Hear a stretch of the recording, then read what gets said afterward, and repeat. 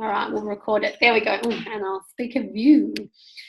No, speaker reckons it's Tash, not me. All right, there we go. So I went to the leadership night on Friday night with Gordon Hester, who flew from Florida to come over to, train us. Now, Gordon Hester, I met him at my very first Aussie conference. So 4 conferences ago, I was in Sydney. There was only 300 people at the conference at this time. And he got up on stage and he talked about the brain and how the brain works, and when you learn about the mindset and the mentality of people, how you can make that work for your business. And it just blew me away, all this knowledge. And he came back to do a tour. Now Jeff Roberti is the highest income earner in Juice Plus, and he earns over $200,000 a month, something ridiculous, like US dollars. So that's more Aussie dollars, I think. Yeah. And Gordon Hester actually personally coaches him. He coaches a lot of people within the network marketing world, and he does a lot of work with Juice Plus. And I've actually reached out to see if I can do any coaching with him. I thought that he didn't offer personal coaching, so I'm really, really excited. So I just wanted to paint a picture of how incredible this man is, just his logistics, how his brain works. And he taught us all about using social media to build the business. Now, I know a lot of us might not be tech savvy and we don't want to have to use social media. I know you guys who are actually on the call now, if you're going to use Zoom, you're going to use social media. So that's fantastic. But he was like the real way, not the only way, but the real way or the best way to have the highest impact and the quickest growth is by using social media. So, I know I have to learn to love it even more. And if this might be something for you guys to learn to love, because if we're going to be using social media, why not get paid from it, right? And we can make more of an impact that way and connect with more people. And I know a lot of you who are in country towns, that's one of your best ways of doing business, because how else are you going to meet other people that are outside your town? So I get that. Just make sure you're all on mute, guys. I'll do it. Just in case. Just because of the recording. Cool.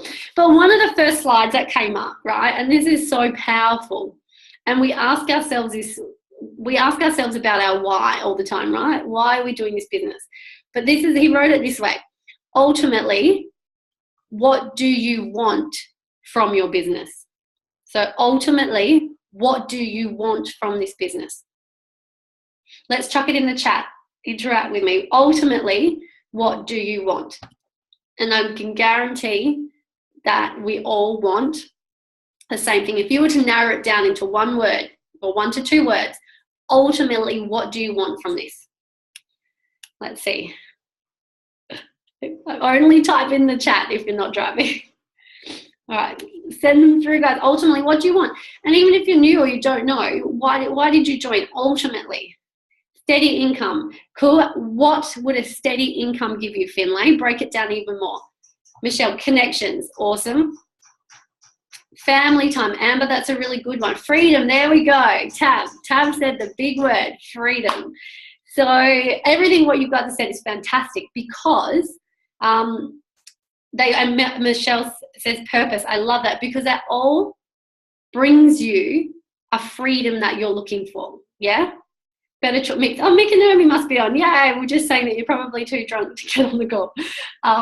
Awesome. There's time, freedom, and income to provide more choices. Jay, the freedom to have a family, not worry about not working. Exactly it, guys. Ultimately, what does this business give us? Freedom. Whether we look at that in the sense of time, having more time, or having more money, which work together. Have more money, we gain more time. Does that make sense? Yeah. So what is freedom? Are you ready? What is freedom? Disconnecting from any form of suffering. Do you want me to say that again? Yeah? What is freedom? Freedom is disconnecting from any form of suffering. How good is that? Because suffering, whether it's debt, haven't got enough time with the kids, yeah, feeling lonely, haven't got those connections, feeling like we have no purpose. And I love that, disconnecting from any kind of suffering. So I wouldn't even need to go through any more of this training. We could do so much training just on this statement, because if you understand that, and then you can find how people are suffering and offer them a solution and offer them opportunity to disconnect from it or build a disconnection, then this business, that's the gift, right? That's what this business can do. Whether it's suffering through pain, suffering through finances or time, the business can do that. So I love this, because sometimes we try to overcomplicate this, and we're like, we need to know everything about the product, we need to know everything about the business, we've got to give all this information. And we do ask them, oh, why would you like to do the business? And they might say, oh, I'm broke or something, or they say one thing, but we don't delve into it. But if we take a step back and we kind of start our work from the solution, if that makes sense. And I know you guys probably do hear that. I know Naomi coaches this as well through Team Pina Colada, is that, fix the pain. Find what people are suffering with and offer a solution. So I love that. And then, think about it for yourself. How are you suffering? This business can solve it. If you think right now that this business cannot solve your suffering, then private message me and we'll work out and find how. Usually it might come down to, not seeing loved ones, and you do feel bad, and that comes down to having more time and money to go see them. So anything can come up. If you feel like you have something that you're suffering with that you don't believe can be healed by this business or this product, or at least helped, talk to me. Let's get to the bottom of it. And when you can work that out for yourself, you can work it out for other people. How cool is that? And that's where it comes, where we share our own story. Share your story, people will connect. Share other people's stories, those people will connect. We share those stories because we're hoping that the stories that have been a problem being fixed or a pain being healed, we're hoping that pain relates to the person you're sharing with pain. Does that make sense? I get a nod of our heads, because you know me, sometimes I don't make sense when I talk. Fantastic. Cool. Love it. I just think that's really, really awesome. So if you're sitting here, this has made me think of this, because I was this person for 3 years. I never had a product story. I finally have one now. I've worked out what was wrong with me, right? But I never knew. I just knew the product was good for me. I didn't have some magic story. And then it's like, well, how do I share my story? Then I just want to share the facts, but people don't want the facts. They want the testimonials. And this was going through my brain 24/7. I shared other people's stories. And when you start to listen and look up other people's stories, and you hear someone talking about their pain and suffering, whether it's business or health, then you can share that. And be more confident. Learn to get more confident with sharing the business side too. You guys have all got the product stuff nailed down pat. You know how to find the story or find the testimonial to relate to that person you're talking to's issue or goal. But are you doing it the same for the business? Because we know everyone wants to make money, but not everyone's prepared to work for it unless they have a solid reason why. So I really like that. And that's brought on another thing that I had to chat with Gordon. And I'm gonna be so honest and share this with you guys, because I had an aha moment with him. Because we do paint a vision for you guys. Like there is a vision. You see people living the lifestyle that you want to live in this business, right? Can I get a whoop whoop? We know that, yeah.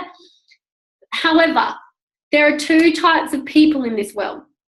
There are the dreamers and there are the workers.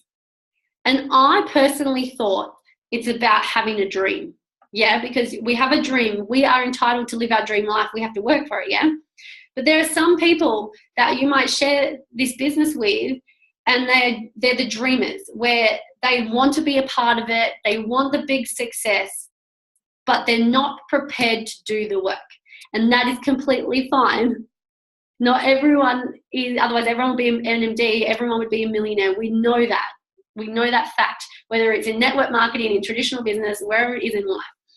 But so you have the dreamers and then you have the workers, the hard workers. So Gordon Hester, he was up there talking. He's like, I'll have the workers and you guys have the dreamers, and I'll show you who gets there faster, or something like that. The way he said it because it's like, it's good to paint the vision, and it is. We need to know what we're working for, whether it's our own vision or we see someone else's and we're inspired by it. But we've got to be prepared to do the work. And I think this is such a good point, because I was so scared to coach my team when I was growing through the promotions. I was so scared to make a point of how hard you have to work, because I didn't want to scare you guys off, or I didn't want to scare my team off, because I want to be like, no, it's fun, come do this, it's simple. It is all that, but the difference is the people who get the results are the ones that go to work, the ones that make the sacrifices when they need to. It's not saying sacrifice 24/7, depends how much you want it, right? So and I wanted to share that, because I'm like, if I look back, I had a decent work ethic. That's why I never gave up. And there were points when I was lazy. I'm sharing this with you guys because you might be able to relate. I'll tell you right now, like, there are points when I am really lazy. I'm just like, stop it, I'll go watch Game of Thrones. Oh, that's my big thing at the moment. Tash is like, I love the kick up the arse when I need it, or in your words, spank. That's it. And I know that. That's so funny. You totally threw me off, Tash. So are you a hard worker? This is where I want to get to, guys. The fact is that you're on team training. You're making the effort. There's 200 people in the team, and there's only about 30 people on the call. I know that some people couldn't make it because they're working, or a time they're in a completely another country. But there's some people who just love doing what they're doing, and they're not prepared to do the work, and that is okay. But do you want to be the hard worker? Are you prepared to go the mile, go the distance? Yeah, so I know you guys are all capable of it, and I just really want to make a point of it, because when you see the people in this business that grow to the level that you want to be at, the difference between them and you is they've put more work in. Whether over a longer period of time, if you've been doing the business for the same period of time, and like you started exactly the same, but they've gotten somewhere quicker than you, not that it's a comparison, but they've done more work than you. As Naomi says, you are guaranteed the promotion. You just have to tick off the requirements. You will never miss out on it as long as you tick off the requirements. So it's there. So you do it at your pace that you want to do it at. But if you want to step it up and achieve greatness quicker, then put the work in. Let it be hard. Let it overwhelm you. Let yourself get stressed out. Notice when you do. Have a glass of wine. Take the rest of the night off and get back to work the next day. That's how we do it, right? It's probably why we drink more wine in this business. But like, I just want to share that with you guys, because, you know, I know you guys want to achieve so much in this, and I know you guys are working hard. So knowing that you're working hard, it does pay off. It really does pay off.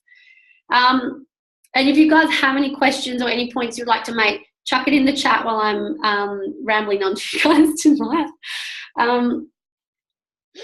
So another thing I've got like 5 million pages of notes. I want to talk a little bit about social media, because there's so much going on social media. And you know what? We do the posts every day. We promote what we're doing. We promote our lifestyle. We be positive. We do all those things. But something Gordon was saying is there's so much out there. How do you make an impact? And one of the things he's saying is like, clear the noise. Add a lot of value when you do your posts. And you do hear this. And he was saying, people don't need to know what you're doing 24/7. Sorry, Daniel turned the TV on really loud. And, you know, add a lot of value. Maybe if you reduce the amount of times you post a day, but you sit down and think, what can I put in this post that will make an impact into someone's life? What's something that I can share, like that shows my vulnerability, that people can relate to, that obviously that I end in a positive spin and inspire them? Because when you put good value or good content out on social media, whether it's a Juice Plus related or not, people will follow you more. And what happens is when we keep posting, but there's not too much value in it, we're just trying to get content out there, people see the same thing. People might not see it as valuable. So when you do put something valuable up, you're getting lost in the noise. You're getting lost in that white noise. Can I get a nod if that makes sense? Cool. And this opened my eyes, because I was like, you know what? I was making an effort to post a lot, but sometimes I just didn't know. I didn't put the time into it. And even if you stop for 10 minutes and you did a decent paragraph's worth of something that you know would catch someone's attention, yeah, like I wasn't doing that. I was just chucking stuff up constantly, and it's okay to do that here and there, but I know I was doing it a lot, and like I need to stop and actually add value. Because when I talk, if you know, even if you talk about your relationship or being a mum, if you share something about being a mum that's like, you know what, it's not all glammed up, whatever it is, you know, you share it and you can get so many women to relate, then they're going to want to follow your post more, which is going to increase your audience. So when you do a massive post about Juice Plus and how it's changed your life, more people are going to see it. So I hope that kind of makes sense. It's about clearing out the noise. Amber said, what about when you have a mental blank about what to post and you know you need to post? Then it's, if you guys, like I post the same stuff all the time because I mainly talk about the personal development I've had and my relationship and my business. You know, like, and you guys who are mums and I see your posts, you're doing family posts. So Amber, like I get that too. I'm like, great, what can I talk about today? Bring it back to what is a challenge that I've had in my life that I can share that I've resolved. Talk about your gym stuff. Like not everyone sees your posts and not everyone sees the same posts anyway. So even if you're trying to, what you're trying to do is give your message and you're doing it in different words each time. So, or if you really don't know what to post, go find something really funny because it's going to create engagement. And I know that we've got the social media album with some, and I know Naomi created those things that had like the little speech bubble and it had like the words in it, like questions to create engagement. If put up a controversial question that's not super negative, right? Something that's going to cause engagement or get people thinking. It doesn't just have to be Juice Plus. I guess with that is, and if you're someone like me, getting this info, it's like, okay, so what do I talk about? What do I say? I want to make it perfect. Don't worry about it being perfect. You know, maybe find a photo of yourself. Like today I put up a photo of me and I was like, when I look in the mirror, I feel like I look different to the angle that photo was taken on. I don't like that angle. It makes me look like my mum. Don't like the way my chin is. And I look at that and I'm like, but that's how people see me. I'm going to do a post about that. I'm not going to talk about the acai bowl I was holding and I could have promoted healthy living with that. No, I'm going to talk about how I felt when I first saw that photo. But look, this is how people see me. So that could be something. And I would much rather make an impact that way and create more engagement and get people seeing the value of my stuff than here's an acai bowl, healthy living 101 or whatever it is. I hope that makes sense. Like we're going to learn stuff about social media and what to do, what not to do. There's so much out there, but I think I have heard this a lot through all kinds of social media training is adding value, and value in the sense of, and value can be like share your opinion, but always have an opinion on a positive note, or always share something that you know is not going to get massive amounts of backlash. We know that if we put up something, you're going to get haters no matter what. We know that. I put up posts about my transformation and someone was like, you need to eat more food, you're too skinny. And I'm like, mate, I was born like this. I can't help it. I wish I could put on more. And you get hate, that's fine. You're going to get hate sometimes. Delete, block, move on. But if you're going to put up something that's going to create opinions and whatnot, make sure it has a positive spin on it. But I liked what he said there. And cutting out noise, like he said, your timeline is you. It represents you. Don't let people tag you in posts unless it's relevant. So don't show it on your timeline unless it's relevant to your message.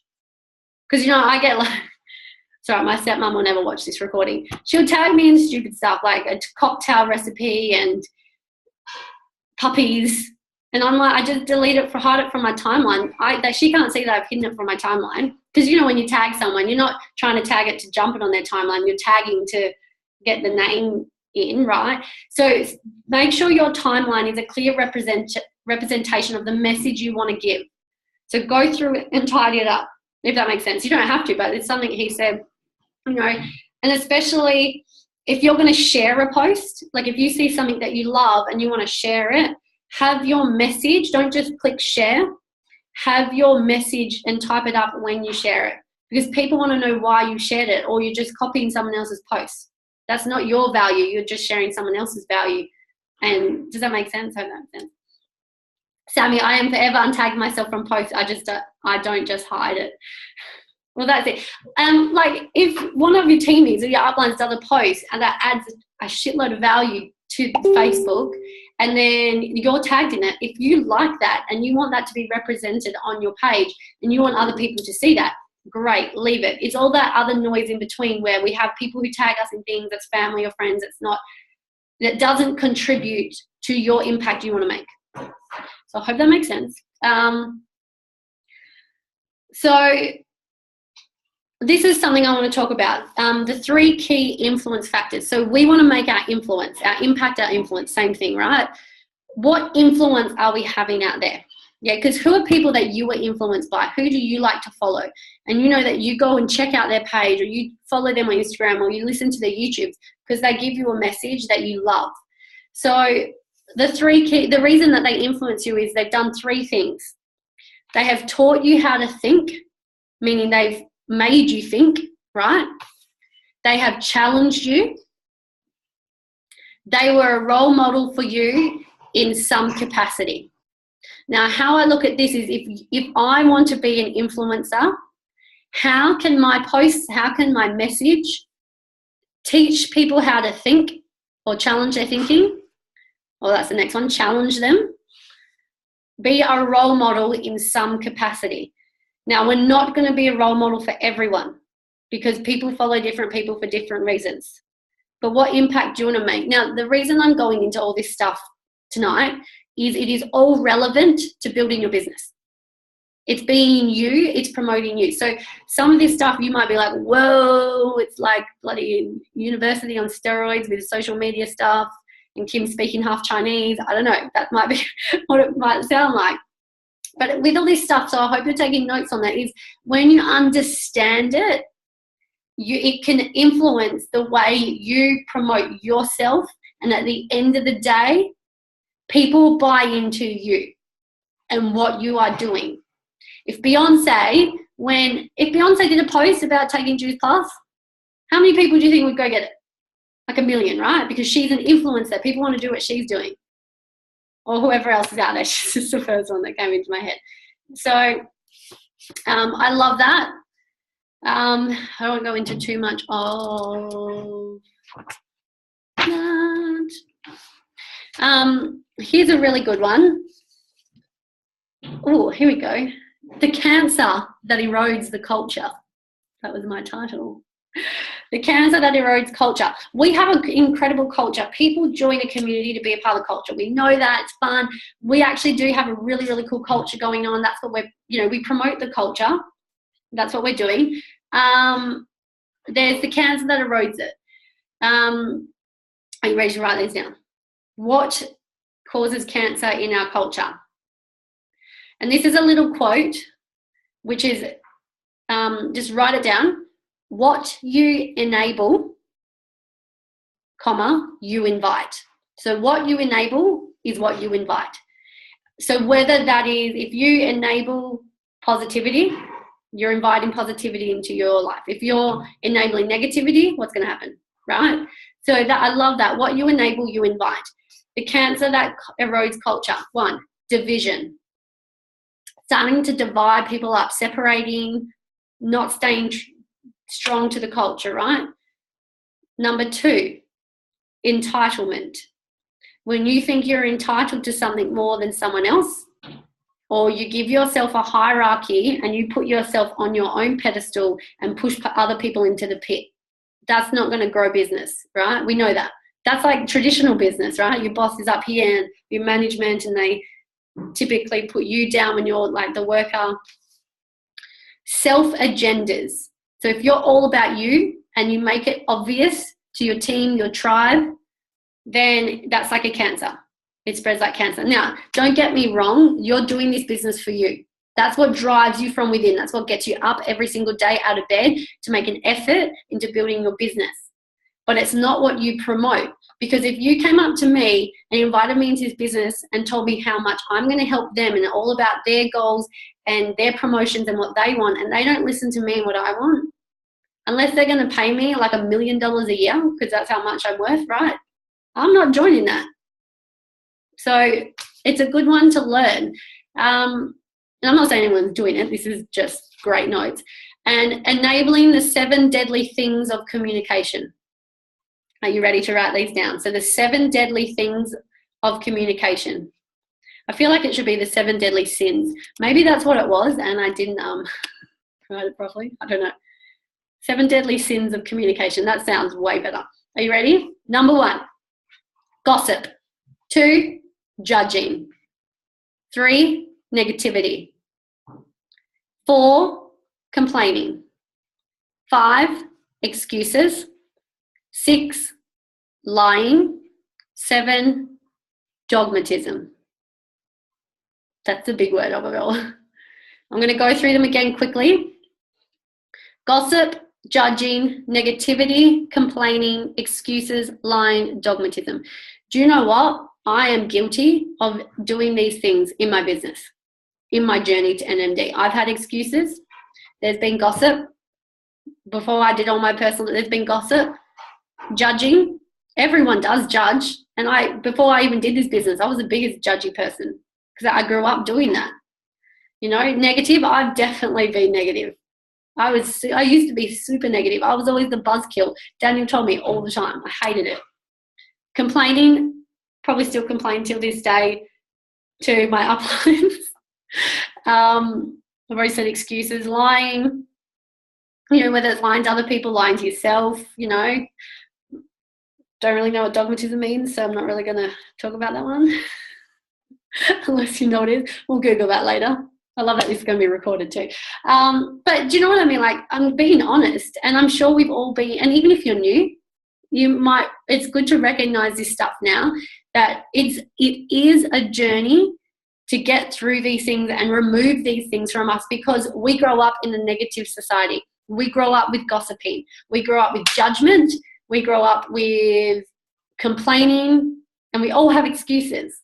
We all have excuses, and every excuse is equal. And it's whether or not we choose to use it if we want to succeed in something, whether it's this business or outside this business. So I love that. The 3 key characteristics of a culture, having culture. So culture is like the big thing, right? The culture is like, you've got your tribe, and your tribe has its own culture. It's what we do. We're all in here because we have the same, we're driven the same, we want the same things, because ultimately we all want some form of freedom, right? That's what we have. The 3 characteristics of culture is we're mission driven. So we're all a part of the same mission. We are. Then we personalize it to suit what our needs are, but we all are part of the greater mission. High performance. And you know this, success loves speed. Isn't it attractive to hang around and be around and listen to the people who are doing really well, because you want to know what they're doing. You want to follow what they're doing, yeah? So high performance builds culture. And happiness. That's the big one, right? Happiness builds culture. If this business didn't give you happiness, or we weren't happy, we'd quit, right? We don't want to be a part of it. We come in here as volunteers. We pay our sign up. We invest into this. We make that choice that we want to be a part of this. So we want it to be happy. Otherwise, we're out. Next, we'll find something else. So I love that. And I love that we have that in our business, which is really, really cool. So the 4 golden behaviors of a network marketer. I love how, what's his name? Gordon Hess summarized these. So the 4 golden behaviors, I love this. I know I'm giving you guys a shitload of info tonight, but we're almost at the timeout point. So the 4 golden behaviors of a network marketer. If you can live out these behaviors, then you will be an incredible network marketer. 1, live the mission. Pretty standard, right? Live the mission of our culture, our team. 2, prospecting. So prospecting is finding new customers, finding new team. Prospecting is going out there, meeting new people, profiling them, sharing with them. Yeah, prospecting. 3, engagement. So we live the mission, we prospect from living the mission. Engagement, we build relationships with our prospects. This is a relationship business. It's the biggest thing. And you know this. Why did you sign up with your upline? Because you're friends with them or you've built a connection. There's a relationship. And you know, we know this. We want all that. We want those friendships. The last one, development. Adding value to the marketplace. So constantly developing ourselves so we can add more value to gain following. Obviously, I'm speaking social media. You can gain following outside of social media, but obviously the easiest way to meet new people is online. Yeah, and building ourselves so we get more followers. So then when the more followers we have or the more people watch, the more we have people watching us and seeing what we're doing, they're seeing us live the mission. So then they reach out, they become prospects. We build relationships with them, and then we constantly develop ourselves more. Can you see how it's a beautiful cycle? And if you have all these 4 behaviors, then you'll be a pro. And it's all growth. You can't just wake up one day and be like, I've got all these golden behaviors down pat. No. We're always learning. You know, we've got to learn how to live the mission. We've got to start by being the product of the product. We've got to start following what our leaders are doing or following the people that inspire us. Then we've got to start reaching out and prospecting. We've got to find the people. Not everyone comes to us. You know, we've got to build the relationships. We've got to constantly develop ourselves. So I love that. And I hope you guys love that too. Does any of that, we got 3 minutes left for this time slot. Does anyone have any questions on anything I just said? Or did it all make sense? Did I actually make sense today? Hell yeah, winning.